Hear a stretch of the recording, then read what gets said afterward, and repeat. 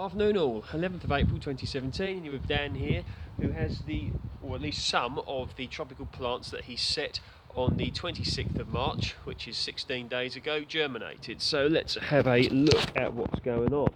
So we'll start here with the watermelons. Now this is variety Sugar Baby, okay, and I said all of these, there's 20 seeds. Now, one there starting to come up, look, but so far we've got 1, 2, 3, 4, 5, 6, 7, 8, and probably more will come up when they are ready. So looking good, looking nice and healthy. They're in these root trainers, all of these plants, which have been, after I set them, have been on the windowsill inside ever since. And of course that helps with the extra heat that these plants like. They germinate at a temperature of around 25 degrees.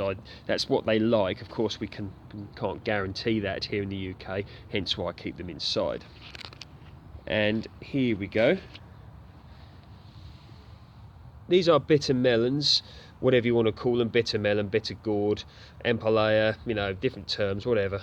And they're looking pretty good. So we've got 1, 2, 3, 4, 5, 6, 7, 8, 9, 10, 11. Now in my experience, these crop quite heavily here in the UK if the correct sort of steps are taken. I do have videos on how I've done this in the past, so search my channel if you're interested.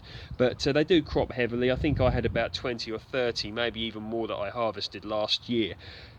And they do grow well. They grow in like a vine, so you can have them, you know, in a polytunnel or a greenhouse and have like a trellis or some poles behind, and they'll even romp up your greenhouse, you know, or your polytunnel up the sort of supports in there. So I'd recommend growing these if you know, if you want to try something a bit different and can get hold of the seeds. And over here we have the Drumstick Tree. There we go. So we've got one that's germinated there, and there we go. Don't know if you can see that. There you go, you can just about see that. Another one there and one here. Now these have been a bit slower off the mark, but that's fine. We can accept that. End of the day, no rush. And my intention with these is to grow them, obviously, let them establish this summer. I'm still going to keep everything inside, but these I'm going to let them establish, and then I'm going to try and keep one over the winter in a pot inside, so I don't want it to die. Now, when I was in Southeast Asia, I did try eating these, and I found them quite interesting in different dishes and that sort of thing.